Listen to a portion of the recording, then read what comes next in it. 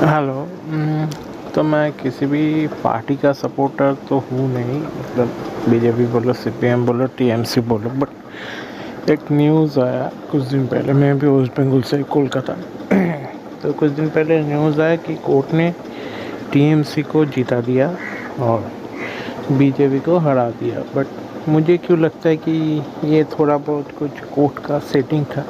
ये सिर्फ मेरा पर्सनली वक्तव्य है, कोई सी पार्टी से और किसी भी चीज़ से इसका कनेक्शन नहीं है और मैं किसी का सपोर्टर भी नहीं हूँ। बट मुझे लगा कि कुछ प्रॉब्लम है। जैसे कि राय आया था, एसआईआर का जो सुनानी चल रहा है वो अपने अपने एरिया पे हो रहा है। মানে বাংলাতেই বলছে, ওয়েস্ট বেঙ্গলের জন্য ভিডিও বানাচ্ছে যখন,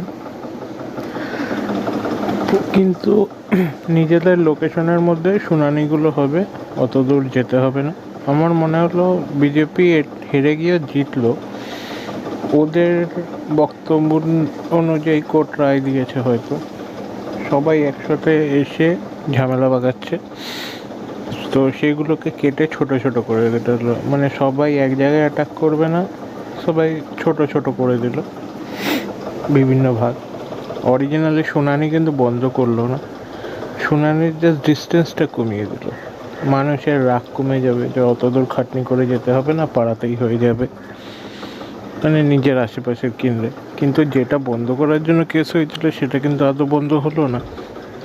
আর বিএলও নিজের ইচ্ছা মতো নিতে পারবে, মানে বিজেপি নিজের লোককে সরিয়ে নিচ্ছে।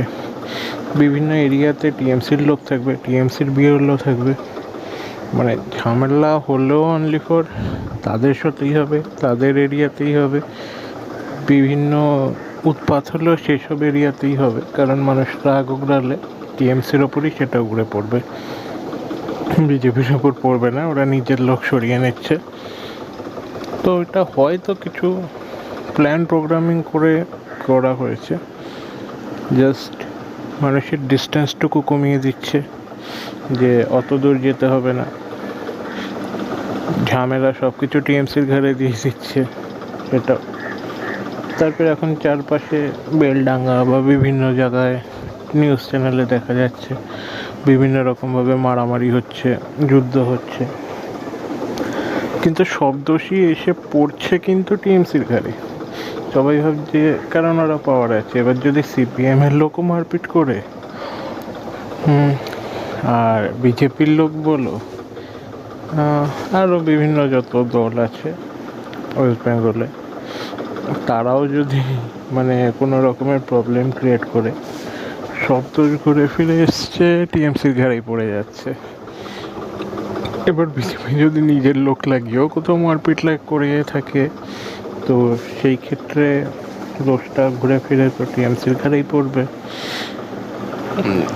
অরিজিনালি নিউজ কে ভালো কে খারাপ জানি না, জাস্ট কিছু কিছু জিনিস দেখে মনে হলো, তাই ছোটো ভিডিওটা বানালাম। কেউ আবার এটা নিয়ে উল্টোপাল্টা কিছু ভেবে নিয়ে গেল না। আমি জাস্ট বিজেপি সাপোর্টারও না, টিএমসি সাপোর্টারও না, সিপিএম সাপোর্টারও না। আর বাকি কিছু এসআইএফ বা কিছু দল আছে হয়তো, আমার জানা নেই, নিউজে শুনছিলাম। ওই দলগুলোর অস্তিত্ব এতটা পরিমাণে নেই যে নর্মাল মানুষ সেগুলোর হয়তো নামও ঠিক করে মনে রাখে না। তো তারা কোনোদিনও পাওয়ারে আসবে বলে তো মনে হচ্ছে না।